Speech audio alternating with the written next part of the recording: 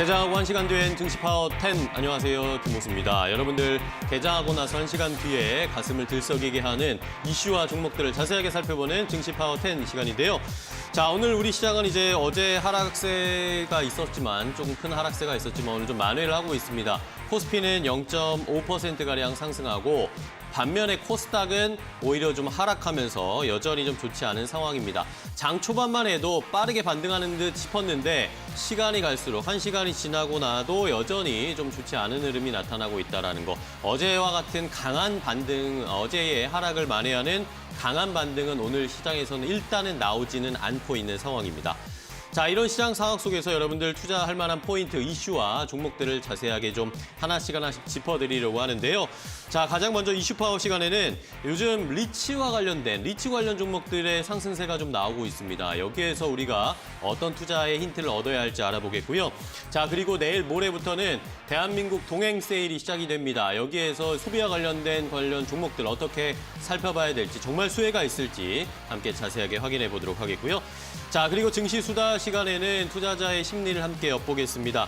이제는 삼성전자 국민주인 건 당연하지만 삼성전자 다음으로 투자해야 할 것은 카카오다라는 이야기가 나오고 있습니다. 과연 카카오의 상승세가 계속 이어질 수 있을지 전문가의 속마음 한번 들여다보겠고요.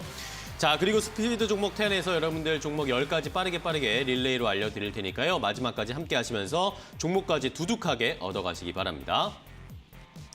자, 그럼 증시파워 10 오늘 순서부터 본격적으로 시작해보도록 하겠습니다. 가장 먼저 여러분들이 꼭 아셔야 하고 가장 궁금해하는 이슈를 자세하게 분석해보는 이슈파워로 시작해보도록 할 텐데요. 자, 오늘 이슈파워는 권혁중 경제평론가와 함께 하도록 하겠습니다. 평론가님 안녕하세요. 네, 안녕하십니까. 반갑습니다. 네. 자, 오늘은 또 어떤 이슈들 두 가지를 가지고 오셨을지 많은 분들이 궁금해하실 것 같은데요. 첫 번째 이슈부터 바로 화면으로 공개하겠습니다. 자, 요즘 리츠 관련 종목들이 관심을 받고 있습니다. 부동산 투자 신탁의 리츠가 최근에 이런 종목들이 상승세를 보여주고 있는데요. 국내 상장 리츠 평균 주가 상승률이 20%대를 보여주고 있습니다. 왜 이렇게 올라가는 것인지, 그리고 투자할 만한 포인트는 무엇인지, 우리도 지금 리츠에 들어가도 괜찮을 것인지 권혁중 평론가 자세하게 이야기 나눠보도록 하겠습니다.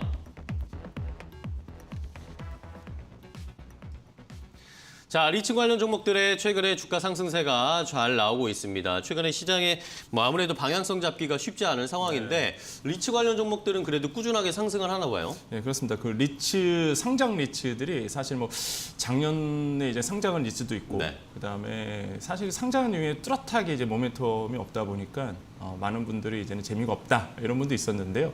근데 이번 연도 들어와서는 좀 분위기가 많이 달라지고 있는 그러게요. 분위기가 있습니다. 먼저 리츠, 아마 그 처음 이제 경제를 이제는 공부하시고 그다음에 이 방송을 보신 분들 같은 경우는 리츠가 정확하게 뭐야 그럴 수도 있는데요. 그냥 간단하게 생각하면 됩니다. 투자 신탁이거든요. 근데 뭐에 대한 투자 신탁이냐면 신탁 투자인데 부동산에 대한 이제 신탁이라고 보시면 되겠습니다. 네. 한마디로 내가 부동산에 투자할 때 보면은 목돈 큰 금액이 들어갈 거라 보지만 이런 리츠 상품 같은 경우에는 이제 소액으로서 개인 투자자들 돈을 받아서 펀드처럼 투자 수익을 일어나게 되거든요. 그것에 대한 수익금을 이제 배당 형식으로 이제 주주들에게 돌려주는 이런 어떤 시스템이다라고 보시면 되겠습니다. 역시나 그 리츠의 특징 같은 경우에는 소액으로 투자할 수 있는 부분이 있고요. 뭐 두 번째로는 또 한 가지 이제 증권화할 수 있다는 부분이 있겠죠. 이제 네. 증권화하기 때문에 이제 우리 시청자분께서 투자할 수도 있는 거고요. 근데 특징적인 건 뭐냐면 아까도 말씀드렸지만 의무적으로 그러니까 수익의 상당 부분을 이제 배당으로 돌려야 되는 의무가 있습니다. 그렇기 때문에 이제 배당 수익률이 굉장히 잘 나오는 이제는 상품이라고 보시면 되겠고, 세 번째로는 이제 실물 자산에 투자하게 됩니다. 바로 네. 부동산이라는 것을 투자하기 때문에 안정적이죠. 그러니까 이제 지금처럼 뭐 금리가 어땠다더라, 뭐 상승한다더라, 하락한다더라, 아니면은 막 이렇게 뭐 금리의 주식이나 예금 같은 경우는 굉장히 예민하게 반응하거든요. 그쵸. 하지만은 리츠 같은 경우에는 안정적으로 부동산의 실물 자산에 투자하기 때문에 이런 인플레이션 해지 수단으로도 각광을 받습니다. 그래서 이런 특징이 있고요.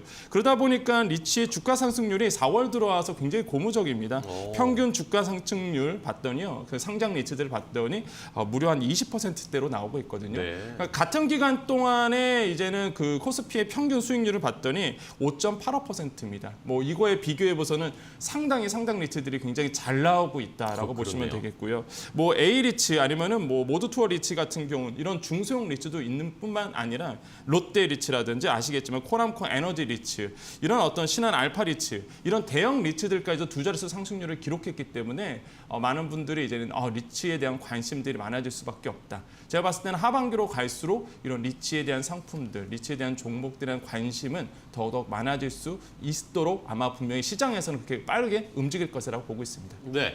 자, 그렇다면 이렇게 증권 시장에서 리츠 관련 종목들이 올라가는 이유는 뭘까요?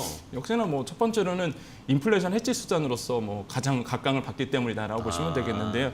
사실 뭐 계속 그렇잖아요. 지금 FOMC 그렇죠. 회의록 나오면서 뭐 금리가 어떻게 됐든 뭐 올린다, 당연히 좀, 지금 뭐 네. 지금 우리나라 주식시장도 영향을 받겠지만은 좀 완화적인 추세로 또 당분간 또 간다. 또 이 나오면서 또 안정화되고 있죠.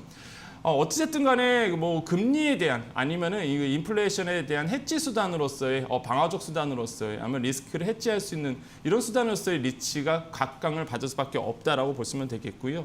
뭐 아까도 말씀드렸지만은 역시 금리의 향방에 따라서 채권이라든지 아니면 주식 시장에 대한 영향력은 커지기 때문에 이런 방어적 수단, 한마디로 리스크 해지 수단으로서의 리츠가 상당히 각광을 받고 있습니다. 두 번째로는 안전적인 배당 수익이라고 보시면 되겠고요. 대표적인 중위험 중수익 상품입니다. 그러다 보니까 요즘 많이 전문가들이 얘기 들으셨죠. 포트폴리오를 다양하게 해야 된다. 뭐 가치주냐 성장주냐 그럼 골고루 담아라 라는 게 지금 네. 분위기인데, 그런 것처럼 이제 포트폴리오를 좀 다각화할 때에 이렇게 인플레이션 해지 수단으로서 있는 어떤 리츠 상품들을 담아두는 이런 쪽에서 아마 많은 투자자들이 관심을 갖다 보니까 당연히 이제 안정적으로 이제는 투자하시는 분들이 많아지다 보니까 리츠 상품이 좀 인기가 좀 많아지고 있고요. 아까도 말씀드렸지만 역시나 배당입니다. 배당 수익률이 봤더니 배당률이 5%대를 좀 상회하고 있거든요. 우리나라의 그 상장 리츠들이 이번 연도도 마찬가지라고 봅니다. 이제 배당 수익률 본다면 배당률이 한 5% 이상 이번 연도도 나올 것으로 보기 때문에 뭐 안정적으로 뭐 배당 받을 수 있는 상품들이기 때문에 네. 인기가 더욱 많아질 가능성이 굉장히 크다라고 말씀드립니다. 네. 자, 말씀해 주신 것처럼 안정적인 수익을 우리가 좀 기대할 수가 있고 여기에다가 배당도 꽤 잘 주기 때문에 리츠 투자에 대한 매력에 부각이 되고 있습니다. 근데 이게 우리나라만의 일이 아니라고 저도 들었어요. 네. 미국에서도 뭐 뉴욕 시장에서도 리츠 관련 종목들이 많이 올라가는 양상이다라고 이야기를 들었는데 네, 네. 자, 그러면 외국의 현황 그리고 하반기에 리츠 투자할 때 어떤 점을 좀 포인트로 잡아야 될까요? 일단은 미국 같은 경우에는 평균 한 18% 이번 연도 들어서 올랐거든요. 오. 그러니까 리츠 상품들이 굉장히 많이 인기를 얻고 있는데, 첫 번째로는 경제활동 재개가 되는 기대감. 그러니까 그런 부분이 있어요. 인플레이션 해지 수단으로서 리츠가 각광을 받아. 그러면 이제는 그러한 의미는요, 중의적인 표현이 있는데 경제가 활발화된다는 얘기거든요. 근데 아까도 말씀드렸지만 리츠라는 거는요, 결국에는 부동산 실물 자산에 투자하게 됩니다. 경기가 나쁘면 사실 수익률이 안 나와요. 왜냐하면 임차 수익이 나와야 되는데 그쵸. 임차 수익이 이제는 나오려면 경기가 활성화돼야 됩니다. 지금 분위기가 딱 그런 분위기거든요. 이제 막 임차가 막 되는 건 아닙니다, 현재. 지금 오늘 코로나의 영향권에 있기 때문에 아직은. 하지만은 미래에 항상 이제는 선투자가 돼야 되잖아요. 그쵸. 미래에 이제 경기가 회복된다 그러면 당연히 뭐 부동산에 대한 투자. 아시겠지만 지금 미국 부동산 불붙었거든요. 지금 그런 거 본다 그러면 제가 봤을 때는 우리나라의 전 대출 규제라든지 아니면 여러 가지 제도 정의 때문에 뭐 많이 올랐지만은 그래도 약간 억눌린 부분이 있는데, 경기가 활성화된다 그러면 부동산에 대한 다시 한번 투자, 다시 한번 부동산에 대한 뜨거운 열풍이 이뤄질 것이고 임차 수익도 늘어날 것이고, 당연히 그러면 리츠에 대한 수익률이 높아지기 때문에 뭐 이런 부분이 있습니다. 많은 분들이 이제는 리츠 투자할 때 아까 말씀드린 것처럼 배당률 보고 투자하지만은 요즘에 또 한 가지 말들이 있죠, 주식시장에서. 야, 배당만 그러냐? 수익률도 장난 아니야. 이런 말이 있을 정도로 네. 뭐 배당도 마찬가지고 수익률도 굉장히 잘 나올, 앞으로도 또 잘 나올 가능성이 있기 때문에 이런 것 때문에 미국에서 굉장히 뜨겁게 불타오르고 있는 상품들이고요. 일본도 마찬가지입니다. 17% 정도 올랐는데 17.6% 올랐는데, 일본 같은 경우는 이제는 호텔 리츠 중심으로 좀 나오는 부분이 있습니다. 근데 하반기에 우리나라의 리츠 시장 어떻게 될 거냐? 줄줄이 이제 상당을 앞두고 있는 부분들이 있습니다. 그래서 한 5개 정도가 상장을 좀 준비하고 있는데, 네. 뭐 대표적인 보면 SK 리츠 같은 경우가 좀 볼 수가 있겠습니다. SK 리츠 같은 경우에는 그 SK 주유소를 이제 매입할 예정이거든요. 오. 그러니까 그렇게 되면 안정적인 거죠, 말 그대로. 말 그대로 이게 일감에 몰아주기 때문에 사실 안정적인 배당이 나올 수 있는 가능성, 그러니까 시스템적으로 구조상 이런 스트럭처가 잘 짜져 있어요, 구조가. 그래서 제가 봤을 때는 뭐 SK 리츠 같은 경우에 하반기에 굉장히 큰 인기몰이를 할 생각이다, 할 예정으로 네네. 생각하고 있습니다. 네, 좋습니다. 자, 이렇게 리츠 투자와 관련된 이야기를 좀 힌트를 드렸습니다. 하반기에도 리츠 관련 종목들 상장이 줄줄이 예정되어 있으니까 여기에 투자 포인트, 투자 힌트를 잘 한번 얻으셔가지고 하반기에 리츠 관련 종목들 투자도 함께 이야기 조금 더 뭐 구체적인 게 나오면 한 번 더 이야기 나눠보도록 하겠습니다. 자, 그럼 두 번째 이슈 또 바로 이어가 보도록 하겠습니다. 두 번째 이슈 바로 공개해 드릴게요. 자, 두 번째 이슈는 바로 동행 세일입니다. 대한민국 동행 세일이 24일부터 열립니다. 전국 규모의 할인 행사가 열리는 것인데 과연 소비주들이 수혜를 받을 수 있을지 이야기도 간단하게 나눠보도록 하겠습니다. 자, 24일부터 내일 모레입니다. 네. 동행 세일이 열립니다. 이제 코로나 때문에 경제가 재개되는 양상들이 펼쳐지고 있고 여기에다가 소비까지 만약에 폭발적으로 증가한다면 뭔가 수혜를 얻을 수 있지 않을까라는 기대하시는 분들이 많으실 것 같은데요. 네, 그렇습니다. 그 동행 세일이라고 해서 이제 내일 모레 24일부터 열리는데요. 사실 이게 온오프라인 믹스, 한마디로 이제 온라인과 오프라인의 총체적으로 이제 할인 행사라고 보시면 됩니다. 코리아 페스타 기억하실 텐데 그쵸. 이런 거에 이어서 이제는 가는 거거든요, 사실. 그러다 보니까 기대하는 바가 크다. 근데 이제 투자하는 입장에서 그럼 나와 무슨 상관인데? 항상 제가 말씀드린 게 그거죠. 그쵸. So what? 나랑 무슨 상관인데? 근데 사실 작년에도 한 번 했었습니다. 근데 작년에 딱 들어갔을 때 기대를 좀 많이 했던 부분이 있었는데 주식시장에 그렇게 반응이 별로 없었습니다. 효과가 없었어요. 예, 효과 없었어요. 근데 끝나고 나서가 효과가 있었습니다. 그러니까 시작할 때는 기대를 했는데 주가가 그렇게 뭐 모멘텀이 없었거든요. 근데 딱 끝나고 나니까 이제는 주가에 대한 영향력을 미쳤는데 그게 왜 그러냐면 네. 끝나고 나고 보니까 괜찮았어요, 매출이. 이게. 들어가기 전에는 몰랐는데 숫자가 나오니까. 예, 끝나고 나니까 백화점 매출이 오르기 시작하고요. 무엇보다 작년의 의미가 뭐냐면 보복 소비에 대한 그 시작점을 알렸다. 그렇죠. 그러니까 긴가민가했거든요. 이제 보복 소비가 과연 될까 안 될까, 과연 소비의 그 니즈들이 지금 충만히 있을까라고 봤을 때 작년에 동행 세일 끝나고 나서 매출이 상당히 올랐습니다. 사실 백화점 주요 3사 매출이 19년 동기 대비해서 한 4% 정도 올랐는데 워낙 안 좋았었어요. 사실 코로나 때문에. 그러다가 사실 동행 세일 끝나고 나서 매출이 회복되는 것을 보면서 이제 확신을 갖게 됐다. 그때 이후로부터 계속 언론사에서 뭐가 나왔느냐? 보복 소비 이런 얘기가 계속적으로 흘러나오기 시작했거든요. 그래서 지금 현재 봤을 때 백화점 3사 매출이 주목할 필요가 있다. 그래서 작년의 사례를 봐서 좀 말씀드렸다라고 말씀을 드리겠고요. 네. 실제 롯데백화점이 굉장히 좀 작년에 동행세 이후에 좀 잘 나섰습니다. 동행세 기간 또 왜냐하면 그 면세에서 아울렛에 있던 면세 제품들이 좀 풀린 부분이 있었거든요. 아마 다 기억하실 텐데 그러다 보니까 이제 아울렛 중심으로 또 백화점 중심으로 사실 명품 패션 쪽에서 굉장히 매출이 잘 나온 부분이 있었습니다. 이번에도 모르죠. 과연 그렇게 될지. 근데 지금 시장이 흘러가는 분위기를 본다 그러면 명품 쪽에서 굉장히 매출이 폭발적으로 증가될 것이라고 보고 있습니다. 네, 좋습니다. 자, 이렇게 동행 세일이 시작이 됩니다. 말씀해 주신 것처럼 보복 소비도 보복 소비이고 이제 또 휴가철이기 때문에 뭐 또 뭔가 쇼핑을 하시는 분들도 굉장히 많아질 것으로 예상이 됩니다. 과연 이런 것들의 모멘텀이 겹겹이 겹치면서 백화점이나 편의점 이런 소비 유통 쪽에 관련 종목들이 상승할 수 있을지도 한번 지켜보시면 재밌는 포인트가 되실 것 같습니다. 자, 오늘 권혁준 경제평론가와 함께 이야기 나눠봤습니다. 오늘 리츠 관련 종목 그리고 이 소비와 관련된 투자 힌트 주셔서 감사하고요. 다음 시간에 또 뵙도록 하겠습니다. 고생 많으셨습니다. 네, 감사합니다. 고맙습니다.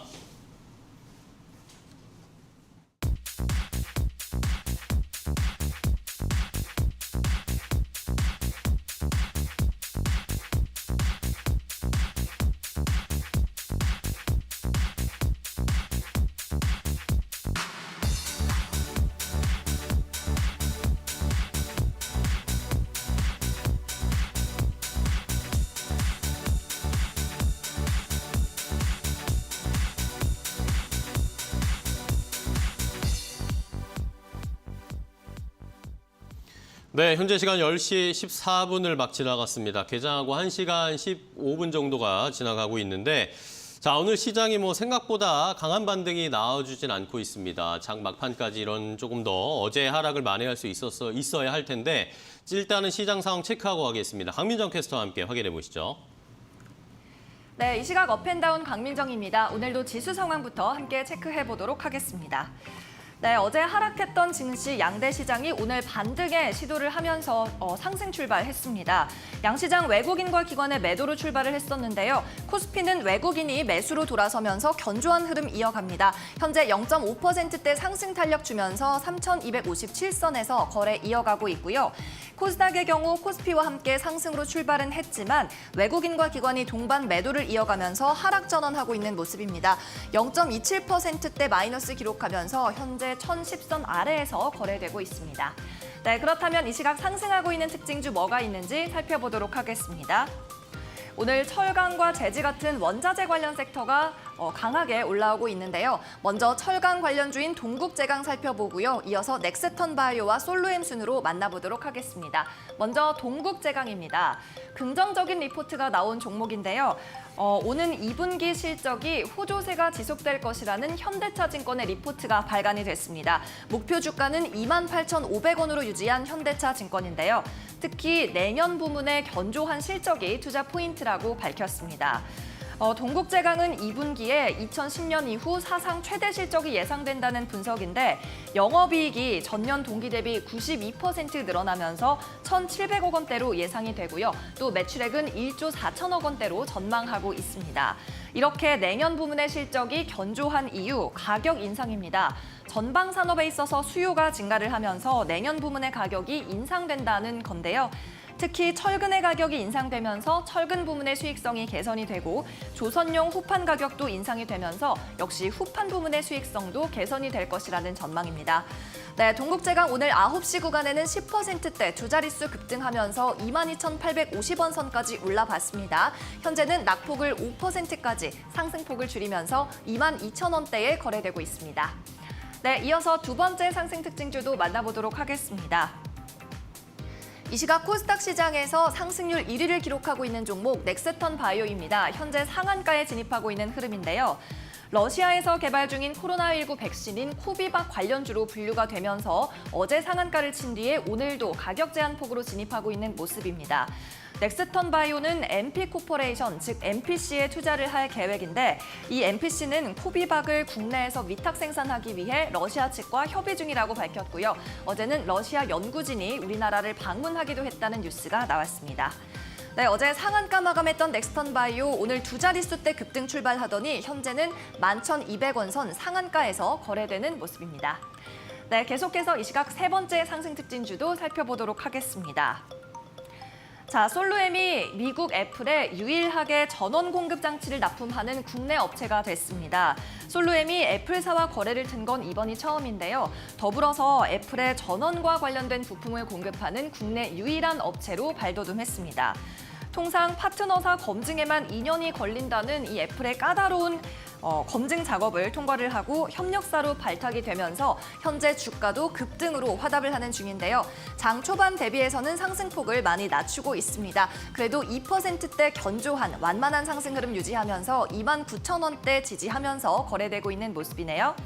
자, 솔루엠은 삼성전기에서 분사해서 나온 회사인데요. TV용 파워 모듈과 모바일용 어댑터 등을 제조하고 있습니다. 네, 계속해서 이 시각 하락 특징주도 확인해 보도록 하겠습니다. 먼저 웹젠 살펴보고요. 이어서 위지트 만나보도록 하겠습니다. 먼저 웹젠입니다. 자, NC소프트가 어제 웹젠 측에 이 저작권 침해 소송을 걸면서 주가 급락을 하고 있습니다. 웹젠이 지난해 출시한 게임인 R2M이 NC소프트의 대표작인 리니지 M을 모방한 것이다라는 게 NC소프트 측의 주장인데요. 사실 웹젠의 R2M은 출시 직후부터 논란이 있었습니다. 게임의 UI나 UX가 거의 리니지 M을 그대로 베낀 것 아니냐는 여론이 유저들 사이에서도 확산을 했었기 때문입니다. 또 NC소프트가 최근에 이 자사의 IP 보호를 위해서 이 같은 저작권 침해 소송에 좀 적극적으로 나서고 있는 형국인데 여기에 따라 소송 당사자인 웹젠은 급락을 피해가지 못하고 있습니다. 현재 7%대 급락 장세 보이고 있고요. 이 장초반 3만 원대를 조금 지지를 못하면서 그 아래를 하회하면서 거래되고 있는 흐름입니다. 네, 계속해서 마지막 하락 특징주 살펴보도록 하겠습니다. 네, 가상화폐 관련주들이 이틀째 급락 장세 보이고 있습니다. 지난 새벽에는 비트코인 가격이 32,000선이 무너지기도 하면서 좀 2주 만에 저점을 찍었는데요. 급락하는 이유는 중국에서의 대대적인 단속 때문입니다. 비트코인 채굴장에 대해 단속을 시작하면서 중국 내 채굴장의 90%가 문을 닫았다는 뉴스가 전해지고 있습니다. 또 국내 업비트와 빗썸 등 코인 거래소에서도 이 부실한 코인을 정리하려는 움직임이 나타나고 있는데요. 여기에 따라 빗썸의 지분을 가지고 있는 위지트가 하락하고 있습니다. 현재 3% 마이너스 기록하면서 1,320원 기록하고 있는 모습입니다. 네, 지금까지 이 시각 업앤다운 특징주 살펴봤습니다. 오늘도 성공 투자하세요.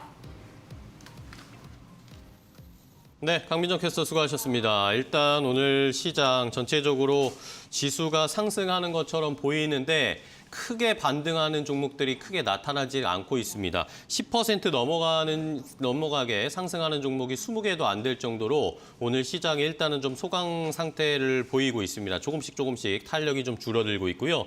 자, 오늘 코스피에서 삼성 엔지니어링의 부각이 굉장히 눈에 띕니다. 8% 넘게 강한 상승세를 삼성 엔지니어링이 보여주고 있고 현대제철이라든지 이런 소재 관련 종목들이 다시 반등세가 나오기 시작하고 있습니다. 여기에다가 SO일, 오늘 국제유가가 많이 뛰었는데 SO일도 4% 가까이 상승하고 있고요. 두산중공업이 다시 힘을 냅니다. 4% 넘게 상승세를 보이고 있는 이 코스피 대형주들의 흐름까지 체크를 좀 해드렸습니다. 자, 그럼 이제 때론 솔직하게 때론 심도 있게 시장에서 투자자들은 어떤 곳을 향하고 어떤 곳에 시선이 쏠려 있을까요? 함께 실시간 증시 수다를 통해서 확인해 보도록 하겠습니다. 자, 오늘은 이데일리온의 명승부사 전문가와 함께 이야기 나눠볼게요. 전문가님, 안녕하세요. 예, 안녕하십니까? 네, 안녕하십니까. 오늘은 또 나비 넥타이를 매셨네요. 모타이 멋지게. 자, 오늘 네. 오늘은 또 어떤 시장의 이야기를 좀 해볼까요? 요즘에 삼성전자 얘기를 좀 해볼까요? 삼성전자가 여전히 지지부진합니다. 개인 투자자분들이 삼성전자를 정말 많이 샀는데 오늘도 뭐 찔끔 올라가서 이제 8만 원 선을 딱 턱걸이하고 있습니다. 어떻게 보세요? 예, 보니까 이제 삼성전자라는 주식이 10년 이상 크게 상승한 것을 이제 개인 투자자들이 좀 보았습니다. 그래서 그분들이 또 이제 믿고 삼성전자 내생의 첫 주식으로 주린이분들이 산 게 삼성전자라는데 투자자들은 보통 이제 오랜 시간 많이 오른 것들을 믿습니다. 근데 주식은 그게 또 아니죠. 오랜 시간 또 긍정적인 것들만 보여준 것은 좀 조심을 해야 한다 말씀을 드리겠고요. 대중은 항상 틀리다라는 격언이 있습니다. 몇 년 전 아파트 값도 많이 내렸을 때 그때 더 내린다 막 했는데 지금 오히려 아파트 값 못 사서 난리지 않습니까? 부동산 안 된다 그랬는데 또 작년 초에 코로나로 인해서 증시가 급락했을 때 또 개인 투자자들도 인버스에 많이 투자했고 또 달러에 많이 투자했고 항상 시세는 대중과 반대로 간다라고 생각해 본다면요. 삼성전자의 성장성을 과거 한 20년, 30년 동안 장기 상승을 했다면은 앞으로 좋아지겠죠. 더 내릴 것은 없어 보입니다만 저는 지금 이제 삼성전자를 투자하는 것은 이렇게 저는 찬성하지는 않습니다. 장기적인 관점에서는 좋겠지만 단기로도 좋점이라 말씀드리겠지만 대중들이 많이 몰려 있는 것은 시간이 오래 걸립니다. 자, 그렇다면은 말씀해 주신 것처럼 삼성전자에서는 이제 이 드라마틱한 수익을 얻기는 쉽지 않을 것으로 좀 보이는데 그렇다면 이제 과거에 우리가 삼성전자를 가지고 뭔가 많은 수익을 보셨던 분들처럼 이제 그런 종목을 또 찾아야 되지 않겠습니까? 우리나라에 뭔가 기반이 되고 또 성장을 많이 할 수 있는 그런 종목 뭐라고 보세요? 네, 일단 성장주라는 것들이 상승을 하죠. 보면 삼성전자도 과거에 성장주라고 했을 시기 성장할 때 주식이 많이 100만 원, 200만 원, 지금으로 치면 300만 원 이상 간 거죠. 지난 시간에도 좀 말씀드렸듯이 삼성전자가 상승했던 시기에 주식과 좀 같은 것을 봐야 됩니다. 전형적으로 카카오 같은 종목이죠. 카카오 같은 종목. 그런데 대중들은 이제 카카오가 상승하는 것을 과거에는 보지 못했어요. 마치 이제 삼성전자가 100만 원을 넘어서 300만 원을 가는 시기처럼 카카오가 상승을 지금 하고 있는 것인데 단기로는 좀 높긴 해요. 단기적으로 이제 많이 올랐고 그런 올랐다는 이유로 투자자들이 많이 꺼려합니다. 삼성전자를 믿는 분들이 카카오를 잘 믿고 있지 않아요. 예를 들어서 방송국에서도 제가 올해 초부터 PD님이나 카메라맨 이렇게 주식 뭐가 좋을 것 같아요? 그래서 카카오 로봇 사세요 이렇게 말을 좀 드렸는데 다들 갸우뚱하세요. 카카오는 너무 많이 오른 게 아닌가, 많이 오른 게 아닌가. 그래서 근데 거기에 대해서 이제 접근을 좀 두려워하고 있는데 제가 볼 때는 아직도 뭐 길게 본다면은 과거 삼성전자 모습처럼 뭐 흐름은 있겠죠. 올랐다 내렸다 조정을 하지만 그런 상승을 그릴 수 있는 성장성을 갖고 있는 기업이다 말씀을 좀 드려보도록 하겠습니다. 네. 자, 그렇다면 카카오가 좋은 이제 또 국민주, 성장주로서의 대표주가 될 것이다. 더 올라갈까요? 어떤 이유들이 있을까요? 모멘텀들이 있을까요? 예, 주식에 오르는 원리와 이치를 좀 알아야 되는데 네. 주식은 이제 1, 2년 동안 십수년간의 미래 성장 가치를 한꺼번에 반영해서 오릅니다. 예를 들어서 무슨 말이냐? 과거에 이제 SK텔레콤이 있었잖아요. 그러면 이제 휴대폰이라는 게 생겼을 때 SK텔레콤의 주가가 2만 원, 3만 원 하던 게 10만 원, 십수만 원 하면서 200만 원까지 상승하는 것을 우리 과거 투자자들은 보았습니다. SK텔레콤의 앞으로 전 국민들이 현재 휴대폰이라는 것을 가지게 생기면서 이제 메가 트렌드죠. 그 트렌드에 맞춰서 그 성장, 10년, 20년치의 성장을 주가는 1, 2년 만에 미리 반영하는 성격이 있습니다. 그렇다면 과거에 또 아모레퍼시픽 같은 기업들도 그랬었죠. 아모레퍼시픽의 성장 가치를 중국인들이 오면서 1, 2년 만에 크게 상승한 것처럼 카카오는 뭐 10년 뒤에도 20년 뒤에도 대중은 이용을 하겠죠. 그 성장을 할 수 있는 그 미래 성장 가치가 1, 2년 만에 반짝 크게 상승을 한다는 거죠. 그래서 뭐 단기로는 좀 높아요. 제가 봐도 저는 오히려 비중을 좀 줄여야 되지 않을까. 저는 뭐 걱정을 하고 있는데 하지만 길게 본다면은 꼭지는 아닐 것이다라고 좀 생각을 하고 있습니다. 자, 그래서 카카오를 뭐 한 번에 다 사려고 하면 두렵잖아요. 그런 분들을 위해서는 조정 오는 날 뭐 한두 조씩 모아가면서 뭐 샀는데 의외로 수익이 쉽게 나네. 바로 그리고 조종장에서도 강하네 그런 것들을 좀 지켜본다면은 좀 긍정적인 마인드를 좀 갖게 되지 않을까 생각하면서 뭐 카카오 오늘 얘기를 다시 한번 드려보도록 했습니다. 네, 자 오늘 명승사점과 함께 이야기 나눴습니다. 이제 카카오를 지켜보자. 중장기적으로 계속 끌고 가면서 조정을 받을 때마다 조금씩 사서 모으는 전략으로 카카오를 함께 이제 제2의 삼성전자가 될 수 있을 것이다라는 예상을 해주셨습니다. 자 오늘 좋은 말씀해 주셔서 감사하고요. 다음 시간에 또 뵐게요. 고맙습니다. 예, 감사합니다. 네, 고맙습니다. 자, 이렇게 저희가 전해드린 방송 내용은요. 시청자 여러분들의 투자에 참고가 되는 내용 알려드리는 겁니다. 최종 투자 판단과 결정은 시청자 여러분들께서 직접 내리셔야 한다는 것은 다시 한번 강조드리겠습니다. 자, 그럼 이제 여러분들 10시 구간 또 종목 갈증 느끼고 계신 분들 모여주십시오. 여러분들을 위해서 10가지 종목 준비했습니다. 스피드 종목 10으로 바로 이어가겠습니다.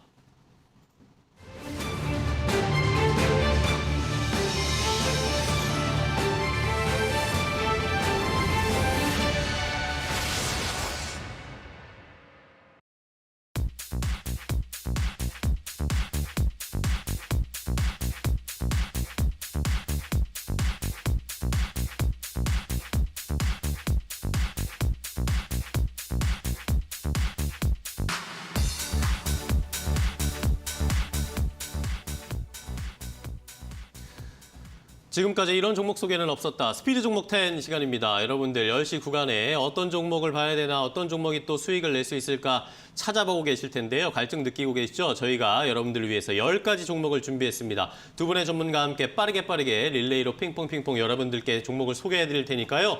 잘 지켜보시고 이 종목 내가 관심이 있었던 건데 매수가, 목표가도 알고 싶다 하시는 분들은 궁금하신 점을 유튜브 댓글이나 샵 3772번 문자로 보내주시면 저희가 더 자세하게 그런 내용 반영해서 소개를 해드릴 테니까요. 많은 참여 부탁드리겠습니다. 자, 오늘 함께 해주실 두 분을 소개해드리겠습니다. 오늘 스피드 종목 10은 새로운 조합으로 오늘 구성을 했는데요. 자, 일단 이데일리온 맹호클럽의 황윤석 전문가 그리고 위드금융의 정태근 팀장과 함께 하겠습니다. 두 분 안녕하세요. 반갑습니다. 네, 반갑습니다. 자, 오늘 또 두 분 제가 믿는 든든한 두 분이 함께 해주시니까 또 새로운 조합의 시너지를 기대해 보도록 하겠습니다. 자, 그럼 두 분이 또 어떤 종목 10가지를 가지고 오셨을지 바로 화면으로 공개해 드리겠습니다.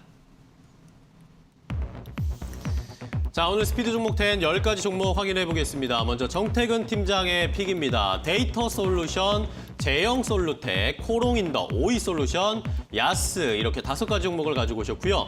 황윤석 전문가의 픽입니다. KG ETS, M게임, 코콤, 두산중공업, 신원 이렇게 10가지가 준비되어 있습니다. 자, 시청자 여러분들은 이 10가지 종목 가운데 어떤 종목이 눈에 띄시나요? 자, 10가지 종목을 두 분이 가지고 오셨습니다. 오늘 요즘 뭐 이슈가 되고 있는 종목도 있고 잠시 쉬어갔는데 다시 갈 수 있을까? 이런 기대가 되는 종목들도 포함이 되어 있었습니다. 시청자 여러분들도 보시다가 내가 이 종목 더 알고 싶다, 궁금한 점이 더 있다 하시는 분들은 유튜브 댓글이나 아니면 샵 3772번 문자 보내주시는 거 잊지 마세요. 참여하시면서 함께 방송 보실 수 있습니다. 자, 그러면 가장 먼저 첫 번째 종목부터 이야기를 해보도록 할게요. 먼저 정태근 팀장님의 종목부터 네. 시작할까요? 네. 일단 오늘은 또 먼저 시작을 하니까 좀 색다르네요, 저 기분이. 네. 뭐 이쪽 자리도 뭐 신선하시다고. 네. 첫 번째 종목은 데이터 솔루션이라는 종목을 준비를 했는데요. 네. 일단 잘 아시다시피 뭐 윤석열 관련주로서 가비아와 데이터 솔루션이 지금 묶여 있는 상황인데 네. 일단은 잘 아시다시피 윤석열 전 검찰총장이 뭐 그 블록체인이란지 코딩 전문가를 만난 자리에서 뭐 데이터 기반된 정책에 대해서 중요성을 언급을 하다 보니까 일단 테마에서 좀 묶여 있는 상황이라고 보시면 될 것 같습니다. 일단 뭐 정책을 만들 때 너무나 당연한 얘기지만은 데이터에 기반이 된 사전 조사라든지 사후 설득에 대한 필요성을 강조를 했고요. 그러면서 미래기술 데이터 기반 정책을 강조를 했는데 이런 부분들 때문에 일단 6월 16일 날 일단 급등이 나온 상황이고 이후에 이때 2차 상승을 노려봐야 될 것 같은데 최근에 뭐 엑스파일 때문에 좀 주춤합니다. 그런데 이게 이 클라우드 같은 경우에는 뭐 정책 테마 이 부분도 중요하겠지만은 우리가 잘 알고 있는 구글이란지 아마존 그리고 MS 그러니까 마이크로소프트죠. 이런 기업들이 우리나라 클라우드 시장에 진출해 있다는 부분들을 보게 된다면 앞으로 좀 기대가 되는 부분들이 있습니다. 아마존 같은 경우 우리나라에 데이터 센터 4개 정도 현재 설립을 한 상황이고요. 네. 그러면서 삼성전자, 대한항공, 뭐 쿠팡, 배달의 민족 이런 기업들을 통해서 클라우드 서비스 현재 진행을 하고 있습니다. 그리고 구글 같은 경우에도 올해 초에 그 LGU 플러스의 IDC 센터를 임대 형식으로 빌리면서 이제 홈플러스와 같은 기업들과 클라우드 서비스 현재 진행을 하고 있는 상황이거든요. 그래서 우리나라가 지금 클라우드 서비스에 대한 어떤 허브로서 어떤 역할을 좀 강화를 해 나가고 있다는 부분들이 일단은 앞으로 이 클라우드라든지 빅데이터 관련 산업들이 다시 또 부각이 될 것 같습니다. 그래서 지금 이제 데이터 솔루션 같은 경우에 7,500원 전에서 횡보 흐름을 좀 보여주고 있는데 뭐 조정을 이용한 매수 말씀드리겠습니다. 네, 여기까지입니다. 오늘 뭐 이쪽에서 하시니까 좀 낯서셔서 그런지 시간을 잘 못 맞추셨어요. 더 해주실 얘기가 있었던 것 같은데 일단 뭐 저희는 칼 같습니다. 끝내겠습니다. 일단은 데이터 솔루션 첫 번째 종목 이야기를 해주셨고요. 자, 이번에는 황윤석 전문가의 첫 번째 종목인데 KG ETS를 가지고 오셨습니다. KG ETS 지금 댓글에도 KG ETS 궁금하다. 오늘 잘 가고 있다라는 이야기가 많이 있는데 바로 소개해 주실까요? 네. 지금 달리는 말에 올라탄다. 이렇게 딱 어울리는 그러니까요. 종목이라고 할 수 있습니다. 네. 그래서 지난번에도 말씀드렸지만 1분기 실적이 작년 한 해 동안의 매출의 2배, 영업이익이 3배. 더 이상 말이 필요 없고요. 그다음에 올해 연결 실적을 보면 매출이 2조 9,428억 원, 전년 대비해서 1,812% 급증이고요. 영업이익은 2,340억 원인데 전년 대비해서 1,125% 급증입니다. 그러니까 지금 실적과 이런 거에 대해서는 더 이상 할 말이 없고요. 그다음에 환경, 에너지, 바이오, 그다음에 철강 부문까지 이 아우르는 실적이 진짜 폭발적으로 나오고 있는 상태인데요.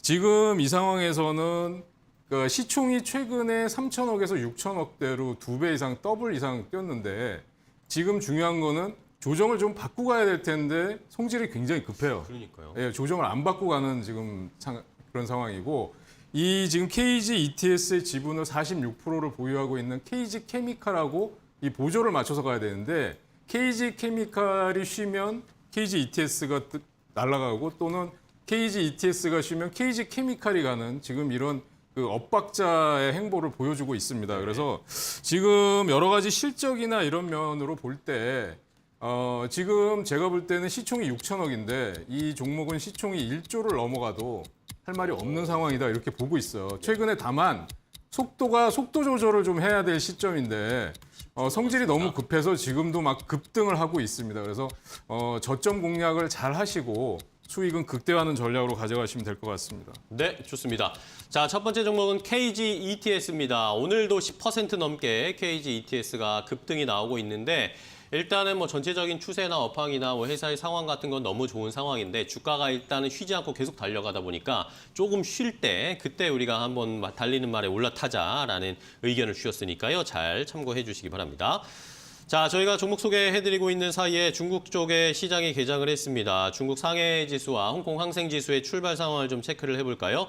자, 일단은 중국 상해 종합지수는 소폭 하락하면서 출발을 합니다. 0.39%. 중국 상해 종합지수는 어제 상승하면서 거래가 마감이 됐습니다. 그렇기 때문에 오히려 좀 반대로 움직이고 있는 상황인데 상해 종합지수는 0.4% 정도 하락세. 반면에 홍콩 항생지수는 0.3% 상승하면서 거래 출발을 했습니다. 28,575포인트 선에서 출발한 이 홍콩 항생지수의 흐름까지 체크를 해봤고요. 자, 일본 니케이 지수도 잠시 좀 체크를 해볼까요? 어제 일본 니케이 지수가 4%나 넘게 급락세가 나왔습니다. 뭐 전체적인 이 연준에 대한 부담감도 있었지만 일본에서 올림픽을 열릴 수 있을까? 뭐 이런 의심들도 나오면서 낙폭이 더 커졌는데 일단 오늘 니케이 지수는 2%대 상승세를 기록을 하고 있습니다. 2.15% 상승하면서 진행되고 있는 일본 니케이 지수 상황까지 확인을 해봤습니다. 자, 그럼 다음 또 종목 이어가겠습니다. 정태근 팀장님의 두 번째 종목 바로 가겠습니다. 네, 두 번째 종목은 제형 솔루텐이라는 종목인데요. 네. 이것도 테마라서 죄송합니다. 일단은 남북기업 테마인데요. 일단은 북한 당 전원회의에서 이 대화라는 단어가 나왔는데 거기에 주목을 좀 하게 되면서 또 남북 기업이 좀 들썩이는 것 같습니다. 그래서 단기적으로 다시 한번 변동성을 노려볼 만한 섹터라고 좀 말씀 좀 드려보고 싶고요. 정확하게는 국가 안전 담보를 위해서 대화에도 대결에도 다 준비되어야 한다. 특히 대결에는 빈틈없이 준비되어야 한다. 그러니까 대결을 강조를 했거든요. 근데 대결을 강조는 대화에 주목을 하게 되면서 들썩거리고 있는데 그래서 그중에서 차트적인 부분이 괜찮은 종목을 좀 준비를 했습니다. 한창하고 제형솔루텍이 개인적으로 마음에 드는데 그중에서도 저는 개인적으로 5일선을 좀 완만하게 5일선을 타고 완만하게 우상향하는 종목을 상당히 좀 좋아하는데 네. 제형솔루텍은 지금 현재 차트를 보시면 그런 흐름이 좀 연출이 되고 있습니다. 그래서 이후에 5일선을 타고가 완만하게 타고가는 종목들 같은 경우는 급등이 나온 경우가 많아요. 그 차트적인 어떤 유사성, 차트적인 사례를 참고해 보자면은 SBS 이런 종목들이 이후에 급등이 좀 나왔었는데 제형솔루텍 같은 경우는 뭐 그런 부분들에 대해서 좀 기대가 된다고 좀 말씀드리고 싶고요. 이제는 뭐 북한에서 대화라는 단어가 나왔기 때문에 미국에서 받아줄 것인가 말 것인가 좀 중요한데 지금 뭐 미국 같은 경우에는 뭐 시리아도 타격을 했고 그리고 제 내피셜이지만 동해 쪽에 미국의 이지스 구축함이 죄송합니다. 그 올라온 동해 아파트까지 올라온 그런 현재 그런 상황을 좀 보여주는 상황인데 그러다 보니까 미국의 어떤 변화가 발생이 되냐에 따라서 이 테마는 좀 더 지속이 될 것인가 말 것인가 좀 관건인데 어쨌든 앞으로 뭐 대화 질서 나왔던 부분들에서는 좀 기대를 해봐도 되지 않을까라는 판단에 준비했습니다. 네, 좋습니다. 자, 남북 경협주 중에 제형 솔루텍이 뭐 차트도 좋고 이슈로 엮일 수 있는 모멘텀이 좀 있다라는 의견이었습니다. 자, 다음 종목도 바로 가겠습니다. 황윤석 전문가님의 두 번째 종목입니다. 네, M게임입니다. 네. 메타버스가 지금 뭐 시장에 뜨거운 이슈가 되고 있는데요. 그렇죠. 미국의 그 로블록스 같은 경우에 일일 접속자 수가 30만 명이 감소됐다라는 것 때문에 주가가 6월 달에 하락폭이 컸어요. 그러다가 어제 확실하게 터닝을 하면서 했는데 그런 와중에 미국의 헤지 펀드들이 지금 메타버스에 거의 뭐 엄청난 자금들이 들어오고 있다 이런 얘기들이 확인이 될 수 있었습니다. 그래서 우리나라에서 메타버스와 관련된 건 사실은 이게 뭐 원조라고 보기는 어렵고 사실 뭐 짝퉁으로 봐야 되나요? 이게 그렇게 봐야 되는데 거기에 가까운 종목들이 많이 있습니다. 뭐 자이언트 스텝이나 소닉 시스템 같은 종목들은 그렇죠. 이미 너무 많이 올랐고 상대적으로 저평가된 종목을 찾다 보니까 이제 M게임을 가져왔는데요. 1분기 매출이 전년 동기 대비해서 24% 증가했고 영업이익은 25% 증가했고 꾸준히 실적이 나오는 종목이고요. 네. 열혈 강호 온라인이 또 중국에서 뭐 대박을 났다 이런 얘기가 있고 그다음에 나이트 온라인 진열혈 강호라는 게 아시아 시장 태국이나 이런 쪽에서 출시가 되고 있고요. 또 귀혼, 제국 영웅과 같은 신작들이 또 출시를 앞두고 있습니다. 무엇보다도 AR, VR과 관련된 테마파크가 이제 개장을 했고요. 그다음에 블록체인 기반의 퍼블리싱 쪽을 확대해 나가는 10초 그런 남았습니다. 움직임들이 나오고 있습니다. 그래서 지금은 시총도 1,700억 정도로 저평가돼 있기 때문에 저점 매수 구간이라고 말씀드릴 수 있겠습니다. 여기까지입니다. 좋습니다. M게임, 메타버스와 엮여있는 테마로 엮여있는 M게임, 메타버스 관련 종목 중에서 저평가되어 있는 종목이다라는 평가를 해주셨으니까 잘 참고해 주시기 바랍니다. 자, 다음 종목도 바로 이어가겠습니다. 정태근 팀장님. 네, 다음 종목은 코오롱인더 코오롱인더요? 종목을 준비를 했습니다. 최근에 신고가 가는 종목인데 위치적으로 보더라도 접근이 좀 가능하지 않겠나라는 판단을 준비를 했고요. 일단은 이 코오롱인더 같은 경우 최근 65,000원대 전 고점을 돌파가 됐는데 돌파한 이유가 일단은 수소 그 관련 부품을 현대차에 납품을 하게 되면서 일단 전고점 돌파가 이루어졌습니다. 그래서 동사가 개발하고 있는 수분 제어 장치가 차세대 연료 전지에서 사용이 되고 현대차가 계약을 마무리했고요.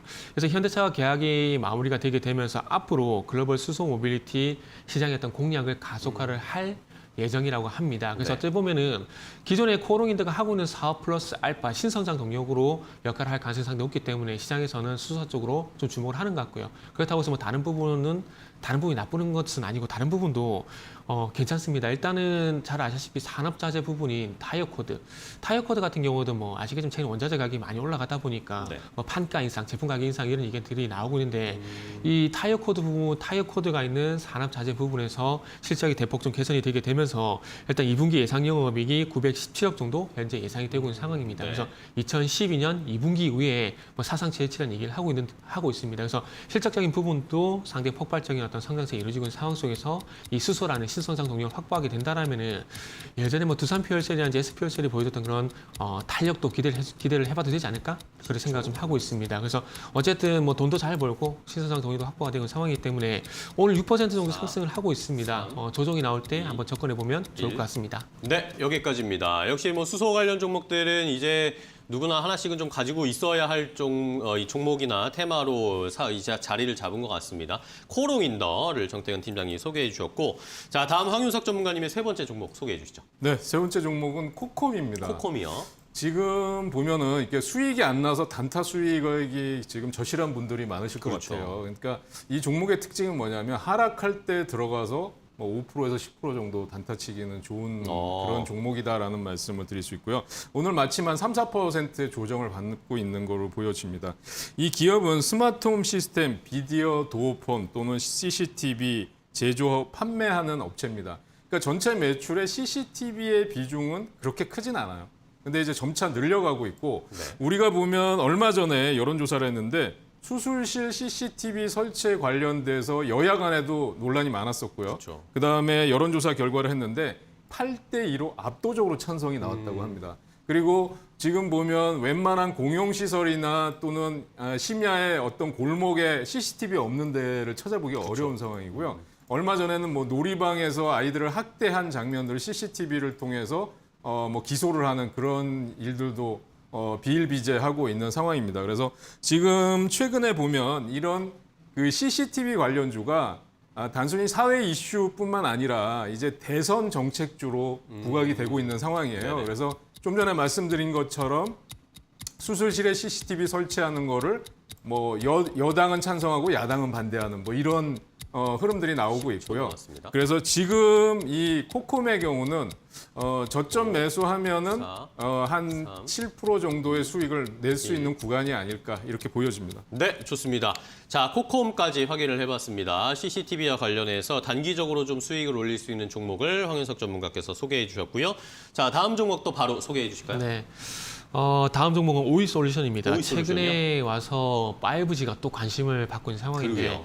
일단은 글로벌 시장에서 봤을 때 화웨이가 미국이라든지 영국 이런 유럽 시장에서 좀 배제가 되고 있다는 것들이 삼성전자 그리고 우리나라 5G 업체에 좀 반사이기로 좀 작용이 되는 것 같아요. 일단은 잘 아시다시피 화웨이가 미국과 영국의 어떤 5G 통신망 구축에서 완전히 배제가 되고 있습니다. 그리고 영국 같은 경우에는 2027년도까지 화웨이의 어떤 기존 장비도 다 철거를 해라 이런 명령까지 내놓은 상황이기 때문에 글로벌 시장에서 화웨이의 어떤 입지가 상당히 많이 좁아졌고 그 좁아진 틈새 시장을 삼성전자가 상당히 좀 잘 공략을 하고 있다 이렇게 봐야 될 것 같습니다. 네. 최근에 그 삼성전자가 그 영국 보다폰과 계약을 하게 되면서 이 유럽 5G 상용 시장에 첫 수주를 받았습니다. 이게 스타트가 되게 돼서 앞으로 좀 수주가 많이 늘어났으면 좋겠는데 어쨌든 유럽 시장을 첫 공략을 했다라는 게 상당히 고무적이고요. 그리고 삼성전자의 기술력을 아시겠지만 앞으로 이 수주를 확대해 나갈 가능성이 상당히 높기 때문에 그와 관련된 기업들 그리고 우리나라 5G 장비 기업들을 볼 수밖에 없을 것 같습니다. 네. 그래서 그런 영향인지 모르겠지만 어쨌든 5월 말 그리고 6월 초부터 이제는 추세가 단기적으로 좀 상승으로 전환된 모습이 나타나고 있기 때문에 한번 관심을 가져보면 좋을 것 같습니다. 그리고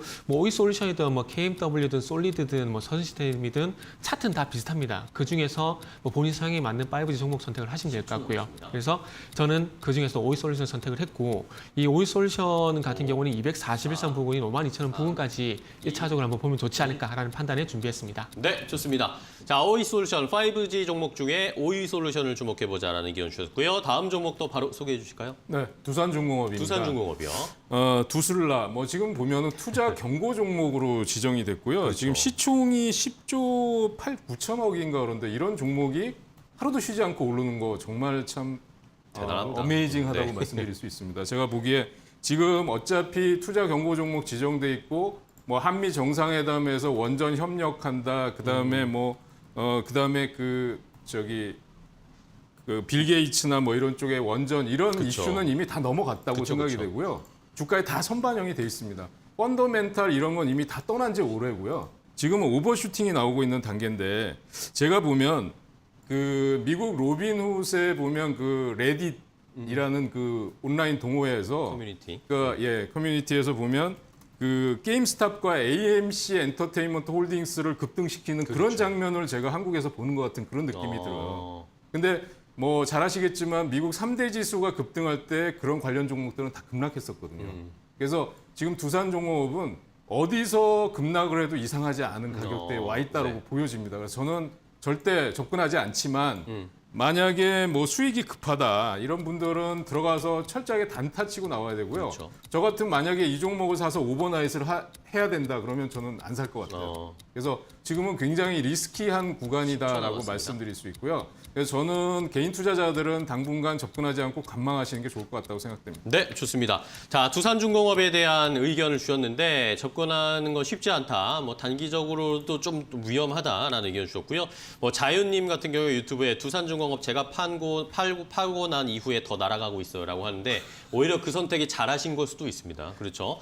두산중공업 이야기해 주셨고요. 자, 다음 이제 한 종목씩 남았는데요. 두 분이 저희가 시간 관계상 조금만 간단하게 마지막 종목은 좀 설명 알겠습니다. 부탁드리겠습니다. 자, 네, 해주시죠. 마지막 종목은 야스입니다. 야스요? 최근에 또 OLED가 좀 부각이 되고 있는데 일단은 어쨌든 OLED 패널이 이제 TV에서 중소형 쪽에 스마트폰 쪽으로 많이 넘어가고 있다는 부분들 그리고 이제 LG 디스플레이 얘기를 안 할 수가 없는데 LG 디스플레이 같은 경우는 뭐 아이폰 13에 또 패널을 공급하게 되면서 하반기 애플 공급량이 좀 늘어날 것이고 그래서 이제 또 흑자 전환에 대한 얘기가 좀 나오고 있는 상황입니다. 그래서 어쨌든 뭐 애플뿐만 아니라 OLED 어떤 패널 공급이 증가를 하다 보니까 LG 디스플레이 실적이 부각이 되고 있고 그와 관련 종목들이 좀 부각이 되고 있는 상황이기 때문에 뭐 삼성전자의 어떤 그 공급 소식은 무시해도 될 것 같습니다. 무시하고 어쨌든 수율, 뭐 패널 공급량 증가하고 있는 부분들 보시면 될 것 같습니다. 그리고 야스 같은 경우는 차트적인 부분은 일단은 뭐 전고점 부분을 돌파를 했다라는 거, 그러니까 가격대 측면을 보게 되면 일단 18,500원대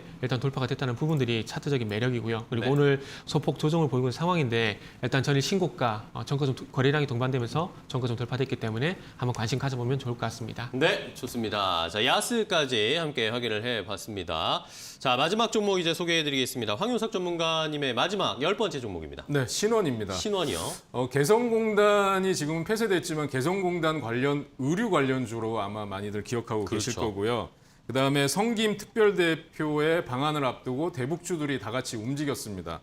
그리고 최근에 보면 그 김정은 총비서의 발언을 놓고 대북주들이 다 같이 급등했는데 네네. 저는 이렇게 생각해요. 이게 어떤 시장의 테마주로서 돌아가는 순환매 정도로 봐야지 여기에 휩쓸려서 다시 남북 관계가 뭐 활성화된다라든지 평화가 정착된다, 뭐 북한이 완전히 그 핵무기를 철수한다, 뭐 이런 식의 과도한 그 장밋빛 전망은 저는 반대하고 있고요. 네네. 그래서 그런 차원에서 보면 지금 현 미국 정부가 중국에 대해서 중국 견제법이라는 걸 만들어서 2천억이 넘는 투자를 하고 있고 중국을 견제하는 것과 비교해 본다면 이런 대북주들은 저는 짧게 테마주 차원에서 대응하고 차익 실현하고 빠지는 게 좋다고 생각합니다. 네, 좋습니다. 자, 이렇게 신원을 이야기해 주시면서 남북 경협주에 대한 투자 포인트도 한번 짚어주셨습니다. 단기적인 테마로 한번 수익을 낼 수 있는 거지 이걸 중장기적으로 가져가기엔 조금 리스크가 있다라는 의견까지 함께 해주셨습니다. 자, 오늘 이렇게 10가지 종목 두 분과 함께 소개를 해드렸습니다. 위드금융의 정태근 팀장 그리고 이데일리온의 맹호클럽 황윤석 전문가와 10가지 종목 소개해드렸는데 오늘 좋은 종목 소개해 주셔서 감사하고요. 또 다음 시간에 또 뵙도록 하겠습니다. 고맙습니다. 감사합니다. 네.